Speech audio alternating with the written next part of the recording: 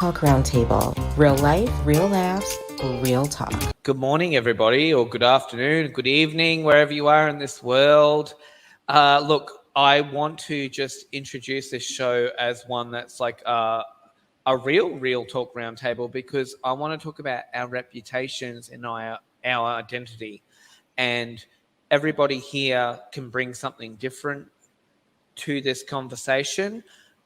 I'm looking at Jeffrey right now because he's scaring me. But look, I think our own identity that we have in ourselves and how we identify with ourselves doesn't always marry up with our reputation, with how other people perceive us and how other people treat us. And so I kind of want to go around the room and just talk about that. So Jeffrey, as a single gay fat dad, how do you feel? As a single gay fat dad, it's rather interesting. I did foster care. I didn't actually know Kate was going to be on. She was one of my foster daughters for about 3 years. And I've always had a very fucked up sense of humor. And one of my long-standing jokes was, nothing but cocaine and X-Lax, until I can lose some weight, because my weight's always bounced around a lot. I've always said, I was a gay Kirstie Alley. And then after I split with Joe, I dropped about 100 pounds in 2.5 months. And then all of a sudden, the cocaine accusations started flying all around. Oh, lovely. Right. But was it my own fault? Because I always made that joke, right? And I'd go to things and they're like, how do you handle kids? I'm like, you drink a gallon jug of wine. It was my personality. I always talked about those things, daycare parents. They're like, how do you handle kids? I'm like, you drink wine. You don't throw them in the bathtub. See if they can swim. It's kind of always my personality, a smart ass answer, And I know you always give it that Sophia Golden Girls kind of little snapback, but in seriousness, how do you feel as somebody, as a gay man that's adopted 3 boys from the county? How do you feel people treat you? Like, is it in the beginning? It was fine. It was fine. It wasn't until after marriage fell apart, I fell apart, and things kind of went sideways. That people were very unforgiving. Yeah. And it was very difficult. And then it was like, you're a pariah, and it was time to go. I couldn't wait to get out of Dodge and kind of get away, because it was like, you're a train wreck. It wasn't like, let's help this dude. Let's lift him up and kind of, help him get back together. It was like, you're a fucking train wreck. It didn't matter what I did or didn't do or what was true and what wasn't true. It was, your husband left, your stores are gone, you're a mess. And it was pretty difficult to get through.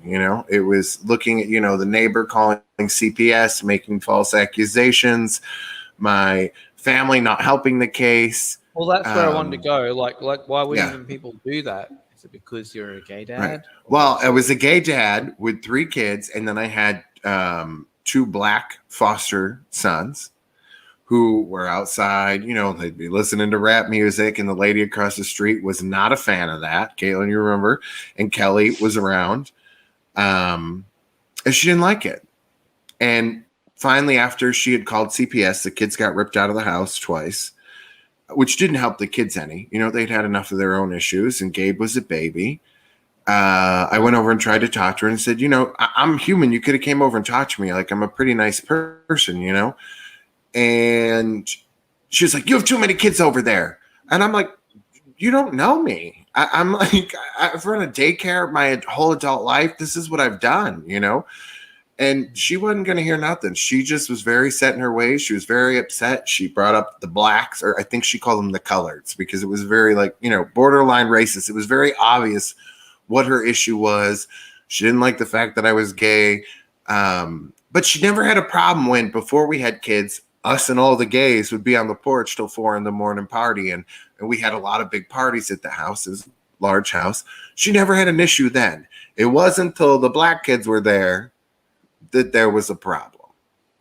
So it was a very difficult thing for me because I felt that I was very blessed and lucky. You know, I didn't feel like anybody had an issue when I came out, and if they did, I didn't notice or just didn't care. Yeah. You know, I was lucky in business. I was a gay man that did daycare in a time where it was kind of taboo. I remember being uncomfortable, and there was moments, but it wasn't anything that was ever such a huge deal. But it was scary, but it was rough, you know? Like, I mean, that really changed everything for me, and I couldn't wait to get the hell out of where I was from after that. You know, it changed everything. I wasn't comfortable there anymore. I didn't feel safe in my own home anymore. It didn't feel like a home.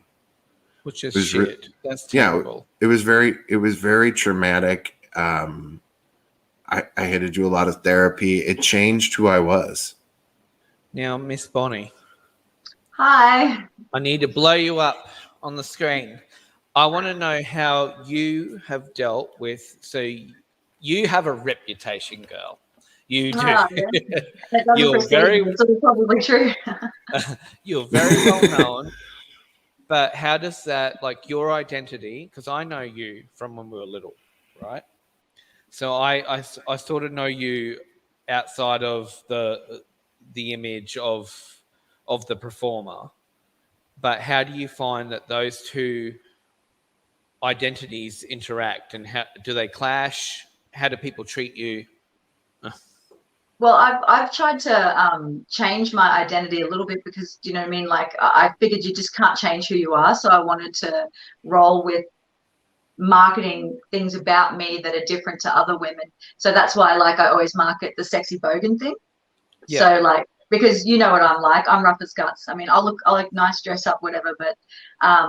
But yeah, so I like to advertise the whole sexy bogan, you know, thing in advance. Well, just Bonnie, so I think in a different world, you and I would have been married.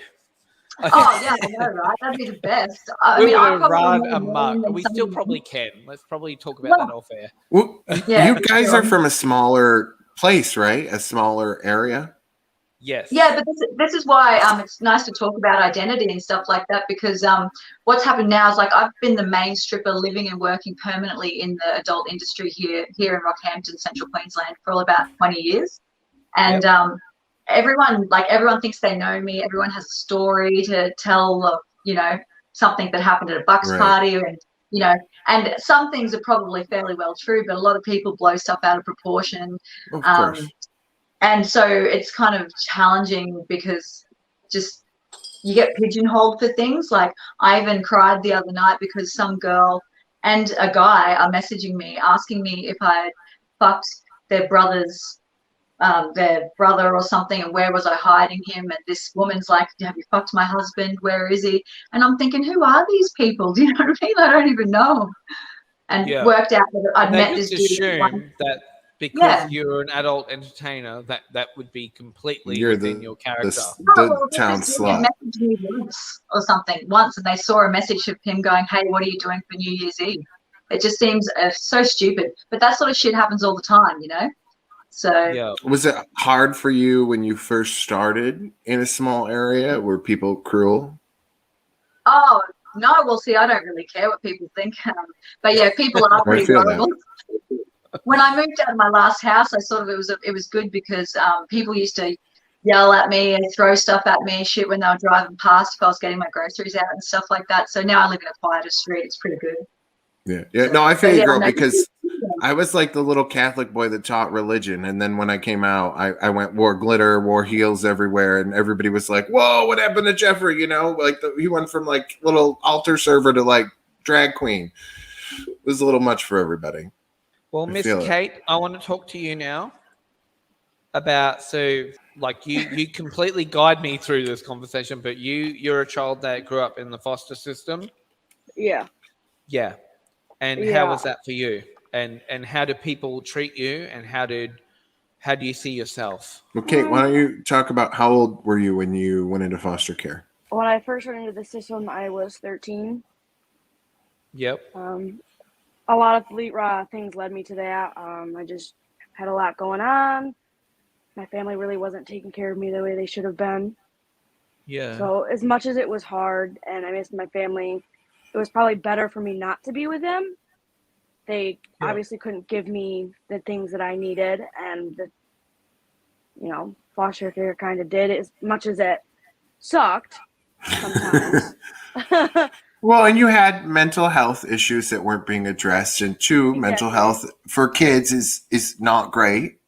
It's hard to even diagnose children, though, because Yeah, it could be yeah. a whole bunch of things. They can grow out of it, and that's kind of where it was really hard for me, because they were putting me on all these meds, and I kind of just became like, oh, she's the crazy girl. Oh, she Yeah. takes pills, so there's something wrong with her. And, as I got older, it just made me really angry. And I just ended up being really angry all the time. It was a Until battle to get you diagnosed. It was, and I finally got diagnosed when I was 19, which, I mean, Jeff already figured that's what I had, because I'm exactly like him. He's diagnosed ironic. me too, Bubs. That's all right. Yeah, so I ended up having the borderline personality diagnosis, which, has been a struggle itself, to try to navigate that, and relationships, both romantic and friendships, your relationships can be really hard. Yeah. So as an And adult, Kate, I think though, like for you to be in that circumstance though too, where you didn't have that grounding at an early age, it's not unexpected that you've got some shit going on, right? Exactly. Like, Yeah, no, yeah. for sure. Well, borderline And- personality disorder is a lot of it's trauma based. Yeah, Yeah. no, that's why when the guy who diagnosed me wasn't shocked that I had it, because I've got a lot of trauma, and a lot of it was unresolved at the time. But you got to put that work into therapy. You got to work through that, and not let that be the reason you're not a strong person. Bubs. Right, Miss Brookie, I want to talk to you. To me. Yes, to you, Bubs. Look, I know that you do some paranormal investigations and you've got a few kids and you're a mum, but I'm a mum. can you tell us about mum. Can you tell us about who you really are? Your identity. My identity. Yeah. I've definitely always been the black sheep, the problem child. No one ever quite understood me or got me. I mean, I grew up in a household where there was a lot of drinking. My parents drank, and there was abuse and things, and not in a system where there was anything that could really be done about it. I mean, quite frankly, my parents did the best they could with what they had. They suffered trauma very early and dealt with it by drinking. But to be as different as I am, Were they good to you? not always, no. There were police called, there were court trips, there were, I was not brought up, I was dragged up. But as I said, now, having done a lot of work on myself personally and exploring a lot of my demons, I know that they did the best that they could with what they had, because they did suffer the loss of a child, which I don't think any parent should have to suffer. But they kind of took it out on the rest of us, if that makes sense. So Yeah, no, it does, mate. It does. it wasn't an easy way to grow up. It wasn't an easy way to figure out who I was. And, like, as I said, my mum, I love her dearly. I was in the room when my mum took her last breath. And I would do that a million times over, because that's the woman that brought me into this world, and but not every situation is an easy situation. So, Right. Well, Well, Brooke, I think it's interesting. When I first started talking to you, you described yourself as black glitter. I am black glitter though, because I am. Do you know what? I have always been very different to everyone around me. I have always been that. What is it? The square peg in a round hole. Like I don't fit. I don't. I'm weird and I'm strange and I'm quirky, and I just. It's not until I would say the last 3 or 4 years that I actually discovered who I was, and I I have 2 kids who are additional needs. I have 2 stepkids. I have 1 divorce under my belt, and always on the lookout for the next upgrade. But For right now, I like him. But I am black glitter. I am different. I am very transparent. I don't tolerate bullshit. I fucking hate lies. I can't deal with it. I don't like excuses. I accept, my wrongdoing, and I accept people's wrongdoings. But I feel like if everyone was a little more transparent and a little more blunt, the world would run better. And people should keep their fucking opinions to themselves. I think you fit in with us just fine, darling. And I'm happy Ms. to be Kelly, here. I need So- to know. So you're Yeah. you're a mother. I know you've got 2 I am. kids, and I want to know about just your identity, your reputation, like how everything interacts with each other. So I'm kind of the opposite of everyone. So Brooke feels like the black sheep. So I'm kind of the opposite. I am black sheep, but no one sees me that way. Everyone sees me as the altogether person, the one who has all the answers. So I mean, Jeffrey's probably the best testimony. Caitlin can contribute to that as well. I'm the person everyone else comes to with their problems because I'm going to help them sort them out. But when you're that person who on the outside looks like they have it all together, people assume you have no worries and no troubles. So I know it sounds very muggle and very boring, like, oh, poor successful woman who has no outward problems. But the reality is I have all the same problems everyone else does. Jeffrey? No, I have all the same problems everyone else does, but because I'm that person that I'm a very empathic person. Luke, we met for 5 minutes and I tuned in on what your issues were, right? So people are drawn And I'm to not me. even going to kid. Like she actually fixed my shoulder. Like I didn't even know what the hell was going on with my shoulder, and Kelly fixed it within like 15 minutes. But So that's like the perfect example of who I am. People are drawn to me because they feel safe and secure in bringing their troubles to me because they know I can shoulder them and I can guide them and give good advice. But which I love doing because that's who I am. But at the same time, that is my identity. Kelly's the person who is going to be the shoulder to cry on, the person who's going to help you through your problems. But they also falsely assume that I'm super strong and that I can just get through all of my own life stuff without any support. And I don't know, Jeffrey, can you add to that? Because I know I'm talking a little obtusely. Well, no, I think for people, that don't know you as well as I do, I think that it's definitely easy for you to come off that way. And I think you're kind of like a Stepford wife. Yeah. Right, and I but think not. you have to be Yeah, it because looks you're the like it. woman in a high powered job. You have the kids, you know what I mean? You have the life and you have to be, right? Like when you have a good job and you have to be that person that has to look put together. So then behind closed doors, that's when you can, like Kelly and I will have the conversations, where she's like, oh my God, what am I doing? Like, this is so difficult. Or everybody's coming to her to kind of figure things out. Or I'm calling her, talking about my problems. And then we'll kind of go into what Kelly's going through and we kind of go back and forth. And it's always very difficult for her because even when she's talking about her stuff, I'll kind of go into what the fuck I'm going through. And she's kind of still like balancing her shit with my shit. And it's always about somebody else. It's never just about her.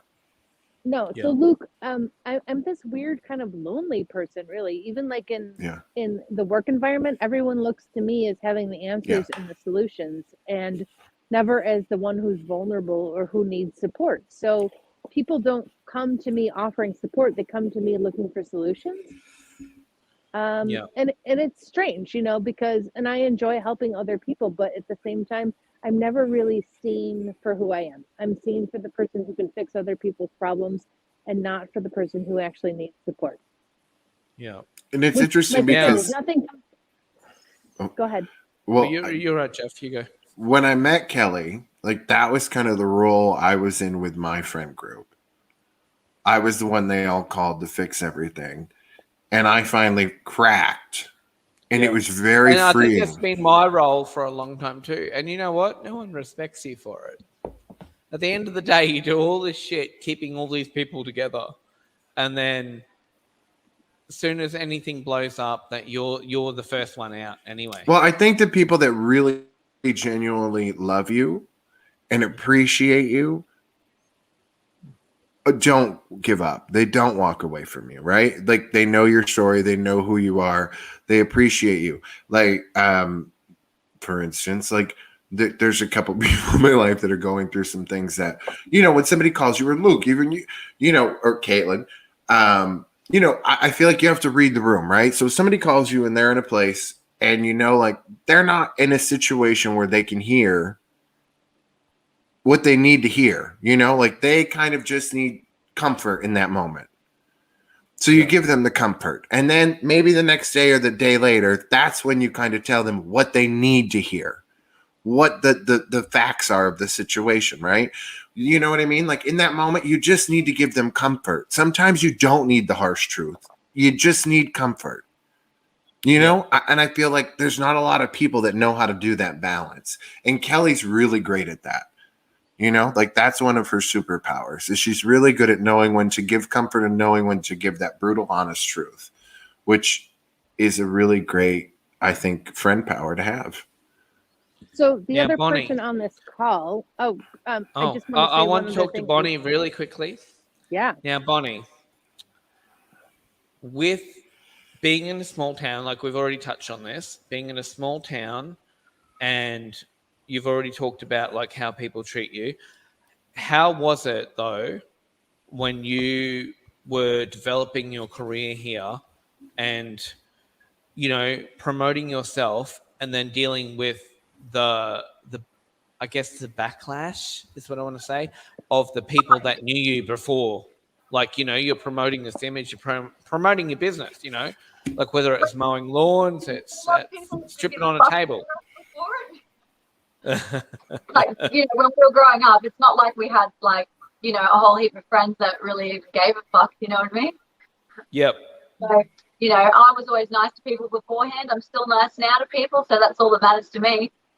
And I mean, but to be honest, the hardest thing's been drinking. Like, I've been an alcoholic for 20 years, and it's taken 4 years to be 2 years sober.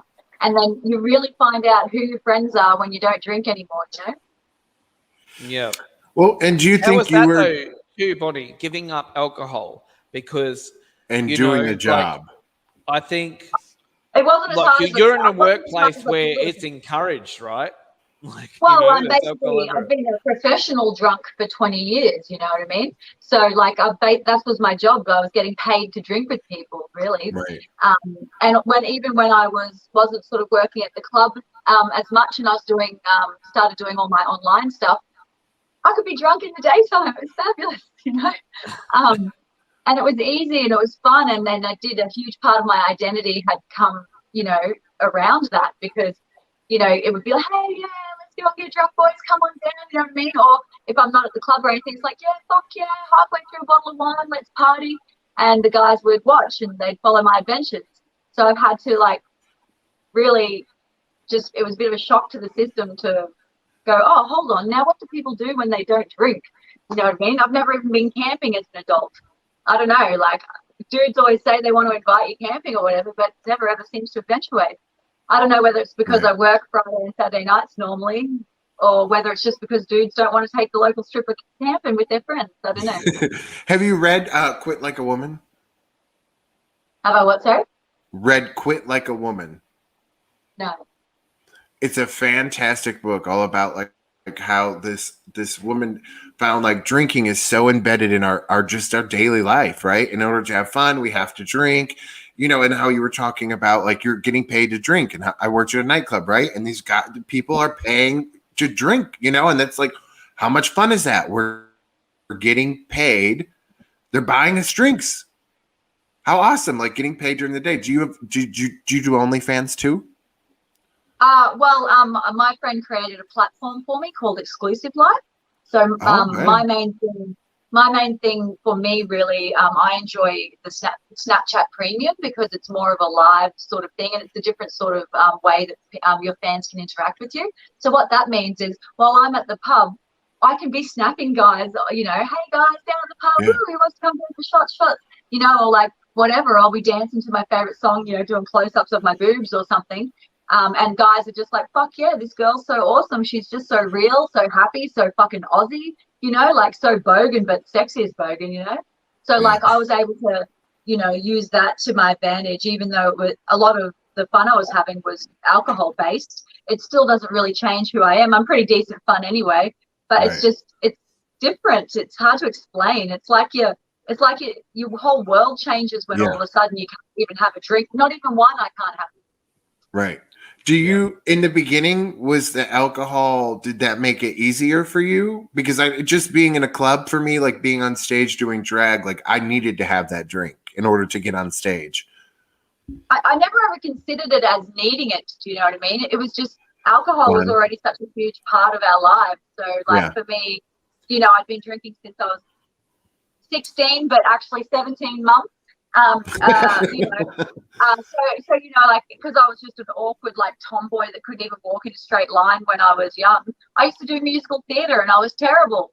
My best friend when I was growing up was one of the biggest musical theatre artists in Europe. You know what I mean? And we used to watch musical theatre about, you know, Gypsy, Rose Lee, and cabaret, and you know, coming of age into the burlesque industry and stuff. So I turned 18 and went straight down to the titty bar, got drunk, got my tits out, woo, you know, and then everyone yelled and screamed, and I thought, and they're like, wow, awesome boobs. I didn't actually know I had boobs because I'd been paid out for like the last 5 years in high school for being flat-chested. So you know what I mean? I never ever do that to Bonnie. Oh, no, you're amazing, Luke. You're amazing. I was a nice boy. But it's complicated, you know what I mean? We do have such a drinking culture in Australia, and it does take up so much of your identity. I will agree with Bonnie on that. I'll agree. It's in Australia, drinking is like everything. Like I know that all of my friends, when I was like, you know, I say very much younger, nearly 40, were all about going to clubs and drinking and shit. And whereas I grew up in a home that had a lot of alcohol involved, I don't often drink personally. So, you know, growing up around it, it made me not want to do it. But I mean, all of my friends, most of my family drink. So, you know, it's the weirdest situation to be in. I can see Bonnie's side of it, and to be on kind of like the other side of it is so weird. It's such a cycle too, though, isn't it, Brooke? Like alcohol is something that, like, I remember as a kid, because I grew up in a family that there was a lot of alcohol as well. Where it would make me very anxious because I knew when people were drinking. So it would be a big anxiety thing. Yeah. And then, you know, now that I'm an adult, I will use alcohol to medicate my own anxiety. And I'm like, this is not cool. It's a complete fucking cycle. Like, well, it just creates more anxiety. Well, I was going to say, so in my experience, and as I said, some of the work that I've done for myself, you know, personally, there's a theory that the children of alcoholics either become alcoholics themselves or don't drink at all, and you kind of choose a path. So, you know, I chose my path where I occasionally drink. I'm sure you guys are going to see that in the US when we are there. But, you know, I always drinking is fun, though. This is the thing. But it's not necessarily always a choice. I can't ever see it as ever really being a choice. It was just what you did. You didn't. For me, do you know what I mean? Like we drank to celebrate. We drank when we were happy. We drank when we were sad. Funerals, birthdays, you know, Easter, Christmas. So you know what I mean? Like all these things, they just all join together. It's just what you did, and then all of a sudden to go, I'm turning into a fat stripper because I've drank for 20 years and I need to quit drinking. And actually try to stop it. It's mind blowing. But so actually, you come from a family that drank a lot. Did you see a lot of drinking as a kid? Yeah, for sure. Mum and Dad, they enjoyed a beer. Mum throws a better party than me still. Does your mum? Does she show up naked though, Bonnie? Come on.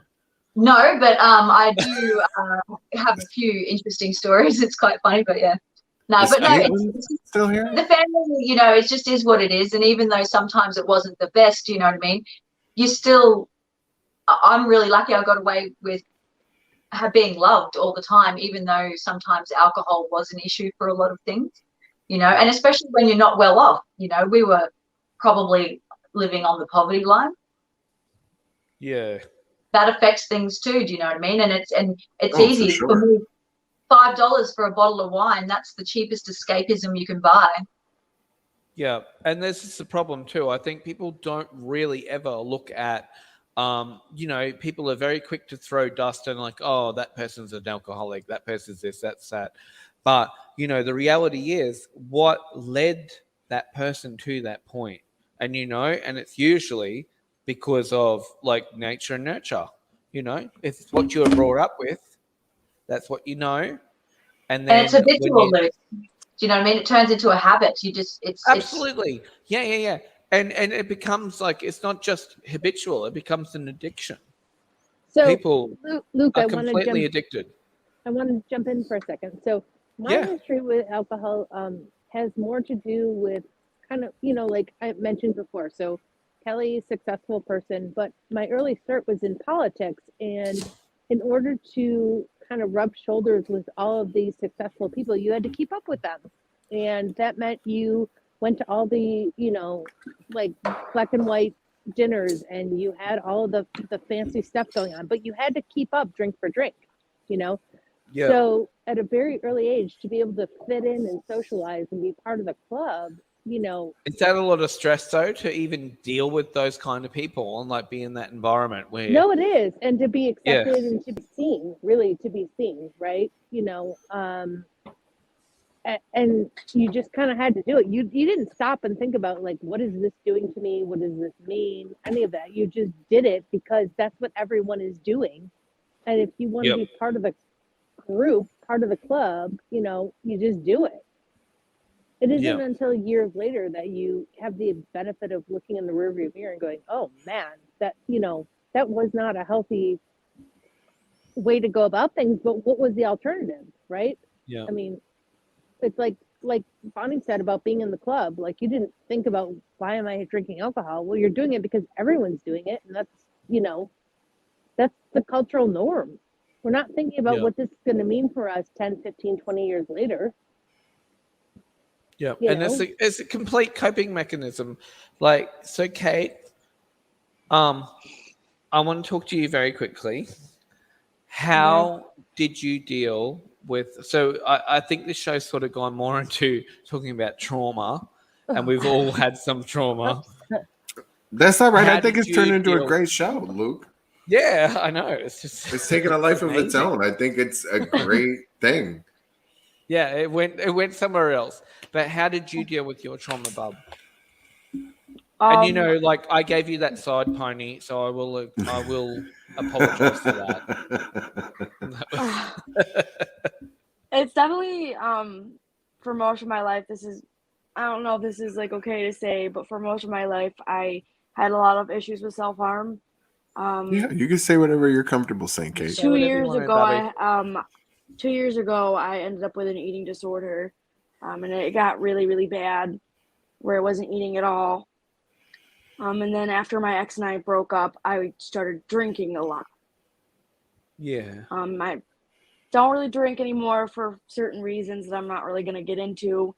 I started. Did your parents drink when you were little?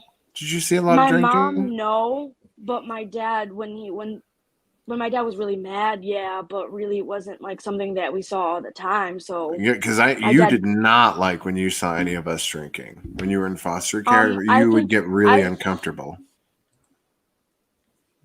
Thanks, Luke. We knew where that was going. We knew that one of us was going to get smacked, or it always seemed like a trigger for you. Yeah, that shit. Yeah, no. Like, so he would get aggressive when he drank. Yeah, and that's usually why, like, I'm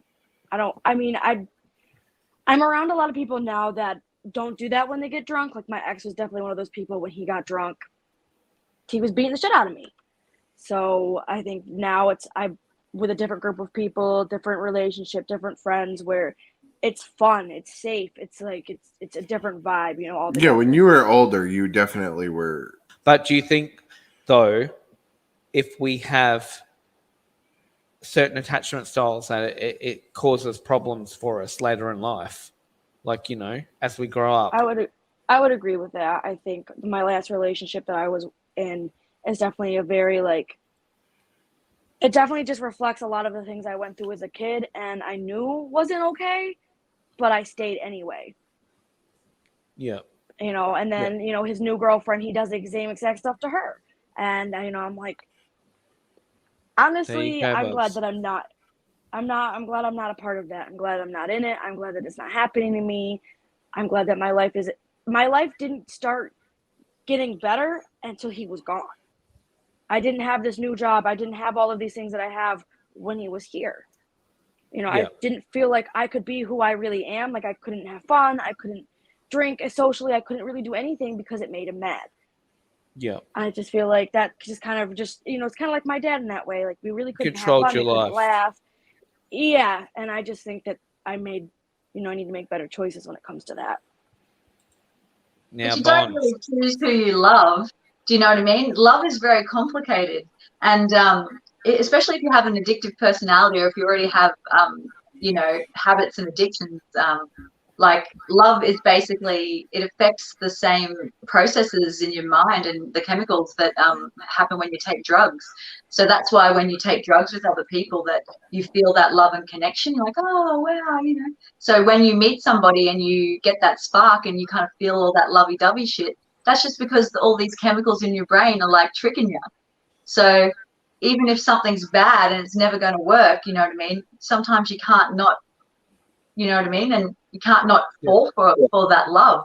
And even just getting used to being around somebody and hugging them and kissing them, every time you're getting that oxytocin and oxytocin shit and the dopamine and everything from kissing them, if you don't get that all of a sudden after having it for a little while, it sucks life out of you, man. It's draining.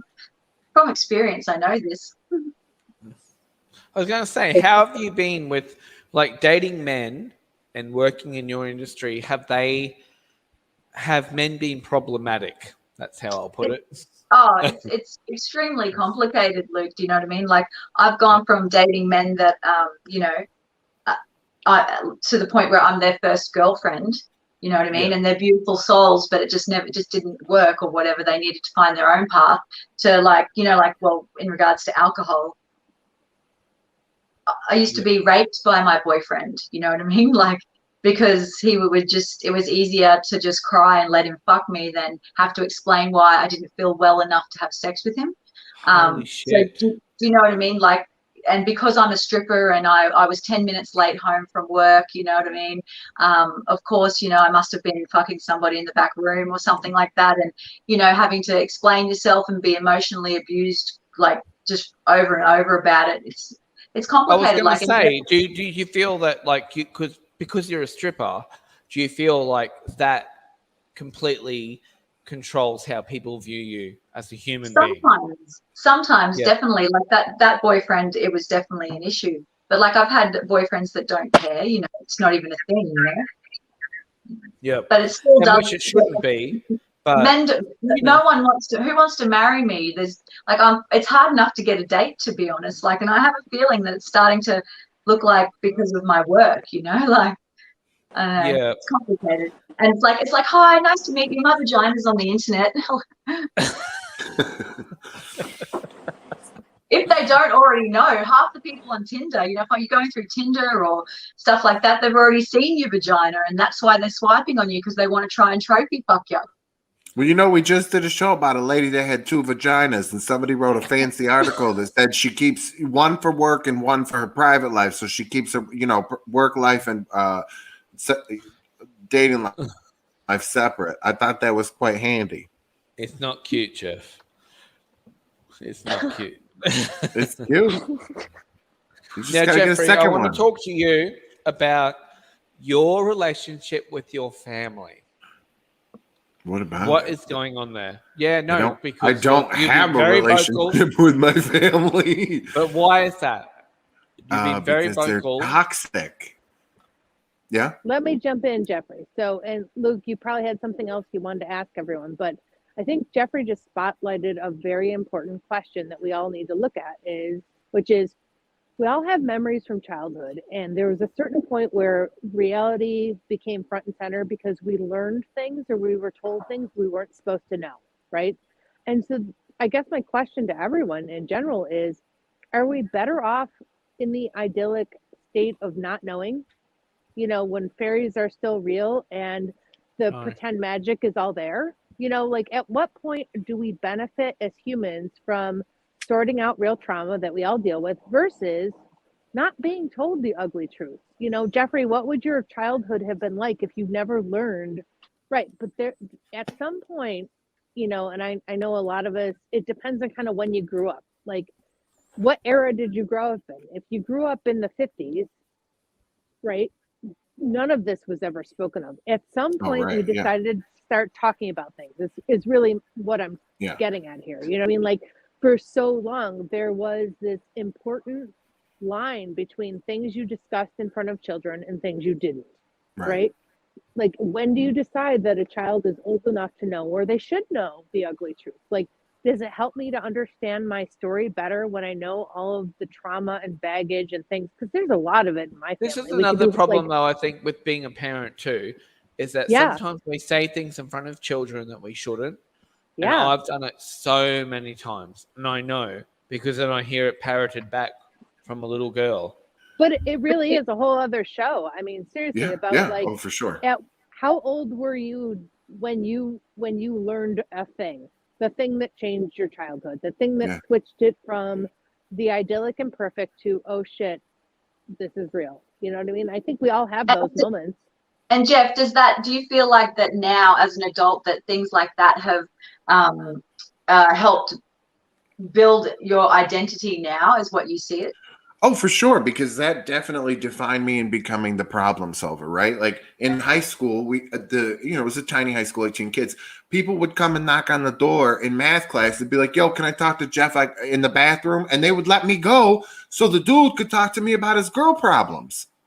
You know what I mean? Like, I was the therapist that everybody would come to because as a 10-year-old, I was solving marital issues for my aunt and uncle. Like, it wasn't normal shit that I was dealing with, you know what I mean? And two, the neighbors, I'm going and they're telling me about their sex lives and their problems.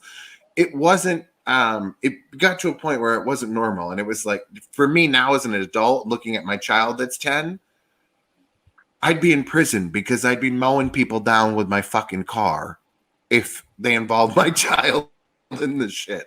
You know what I mean? But for me, I'm like, well, it was, it made me who I am. It's okay. It's very weird. You know what I mean? Like, I have a different perspective of it for me and what it did for me versus if somebody were to do that to my child or even to Kelly's child that I've known since pretty much birth. You know what I mean? Like, it's a very weird thing.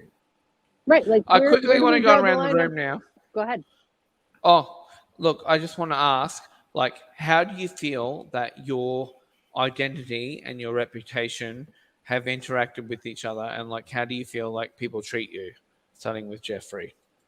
Gay dad. Fat gay dad. I don't care. You know what I mean? I don't really pay attention anymore, honestly. Like, I'm in the middle of nowhere in the woods with COVID. I think people get pissed because they don't like that I left and New York was mad.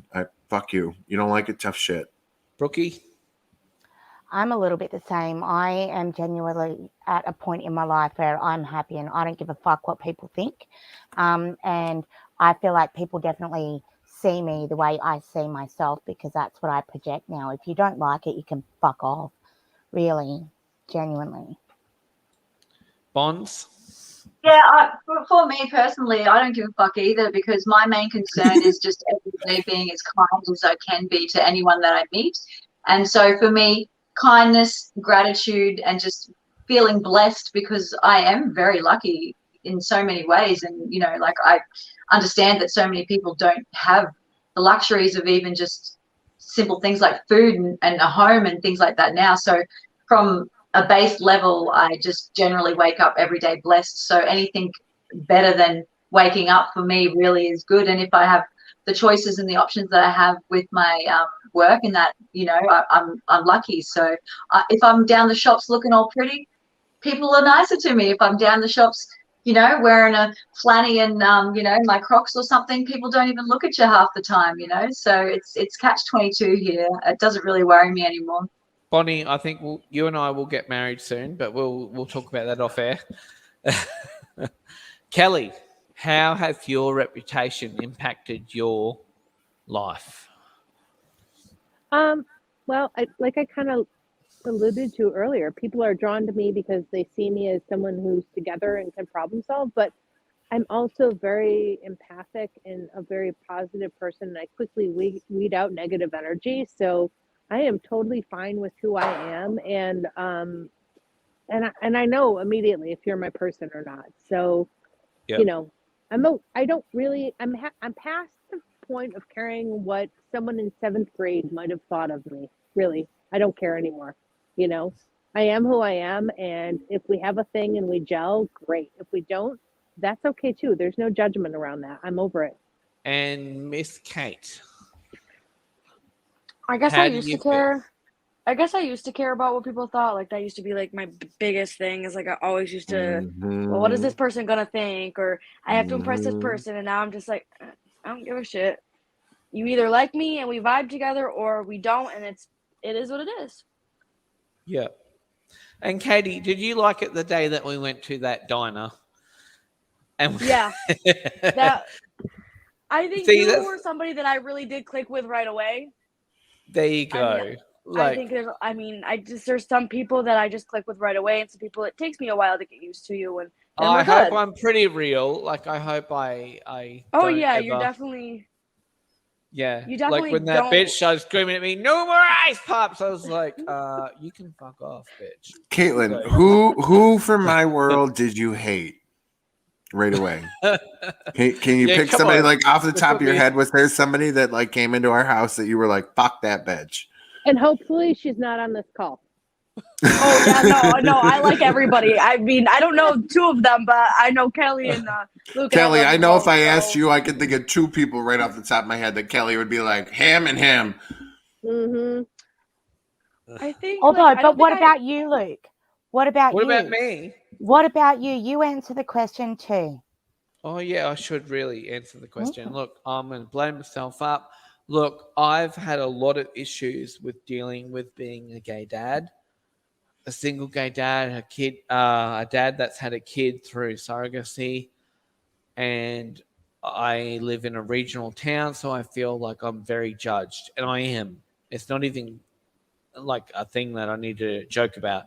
It's something that people look at me and they talk about me, and I know they do. So, Luke, we didn't talk to my mom tonight, who was on earlier, and her and I have had this conversation. I'm like, how do we fix these prejudices? And she's like, you really, like, her blunt truth was, my generation needs to just die and be gone, so that Buffy and Anna and Branson can like share their love with the world and set that as the new model, and. Yeah, she's got enough sass to get over it and get through it, Luke. She'll probably be ruling this town by the time we're all a few older. I was going to say, kids are very, very resilient, Luke, because I know I've seen it with my Jaden, who's headed into high school, and he's oh yuck, sorry, but You just had a little moment there, Bubs. Yeah. Anyway, but bitch, I was raising this one. 24.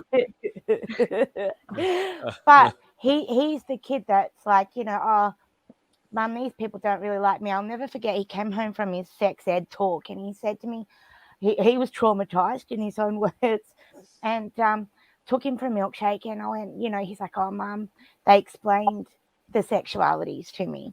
And this is where my hope for this generation comes from, okay? He goes, gays love, like boys love boys, and lesbians is girls who love girls. And he's like, me, Mum, I reckon I'm a bisexual because I just love everyone. And I was like, you know what? I hope you never change, kiddo. But this is the hope that we have, Luke. No, you're so right. No, I think Buffy's going to be just fine. Brooke, you are so right, because our kids don't see things that way unless we put that upon them. And seriously, my kids are the same way, girl. Like, they love everybody. They, like, as Jeffrey said, he helped raise my kids, they've been in school with, same-sex parents. They've my kids will come home and be like, you know, this person was mean to this person. It just wasn't right. And they, Yeah. And they, how are you know my what I mean? kids They like, just see it. oh, like They they're see like, it. oh, is that gay? They're like confused. And I'm like, are you fucking kidding me? I was married with a dude. You had 2 dads when you came. What the fuck? And they're like, but what? you know what, Jeffrey? Why can't that be their normal? Why can't Right, but that? I Because, you think know, like they like, even though they knew there was me and Joe, you know what I mean? think Like Jeff's Aiden and trying Chuck, to say. like they don't get it. They're like, what's gay? You know what I mean? They don't understand it anymore Because because they they're so don't used to care. seeing me And alone. why should Well, anyone Well, no, because care? they're like, well, no, like the No, one day they were like, ew, gay, and I'm like, whoa, little boy, no. I no. was like, hello. They were like, Jaden, oh, they weren't Jaden connecting the actually, dots. I've So seen quick. my son go at an adult where they've like given a gay couple a look on the street, and he actually looked at this man and, what is your problem? And I'm just like, oh, you're great, but don't do that to an adult. They'll probably slap you. How Look, do you I'm feel? Black Glitter. I will always be Black Glitter, and anyone who doesn't see me as Black Glitter, again, can fuck off. It's easy. Bonds? You can tweak and choose how you want your reputation. You know that like society and people, just general people are very what's the word for it? They're very moldable. Like I created a rumor about myself, and people tell it to me all the time. Best tits in Central Queensland. I gave myself that title when I was I'm about posting 19. that video on TikTok, by the way, Bubs, about the best Well, tits in I was CQ. about 19, and I just kept telling people that, and it's the truth because I was the only girl living and working permanently in the industry in the region at the time. So that's what I told people, and now I've got a hashtag for it, and people yell it out in the streets when I'm walking past. So do you know what I mean? My reputation like that has become somewhat of my identity, and my boobs have created identity to go with themselves. You know, they've got a mind of their own some days, but you know, but you got to take it all together and make it something special if you want to enjoy your life. And we've all got to say too, Bonnie, they are fucking amazing tits. And I Incredible. love Incredible. that lamp in your room. Okay, I gotta say, I've been I've got digging another that one lamp. too. Oh shit! Okay, Kelly, quick, go, Kelly. How's your reputation impacted Oh, like on in your identity? such amazing ways. So the one thing I didn't say about me is that I'm the one who's going to say the things that no one else will say. So I would say I am blessed in a leadership role in many areas of my life where other people don't feel confident saying the thing that everyone wants to say, the elephant in the room. I'm going to call it out. You know, maybe it's the Libra in me, scales of justice, but I will call out things when I see them, and I'm so happy to be known as that person. I don't care if it makes other people uncomfortable, but I'm going to say it, and that's all right. I know that's right, bitch. And Katie, how do you feel I wish people about wouldn't just yourself be like, and about how people look at you? I mean, I wish people wouldn't make the snap judgment that, you know, oh, because she's got, you know, mental illness, she's crazy. But at this point in my life, people that know me, and people that don't know me don't need to know me. Yep. If that's their first response to me is that you're crazy, then I guess you can just go. I'll see you later. Alrighty, kids. Well, that's the end of the show. I would love us all to do like something real crazy now, just to take us out. I don't know what we can do. Show you my cat climbing through my sink that's not fixed, I guess. No, I think maybe we should just all shake our tits.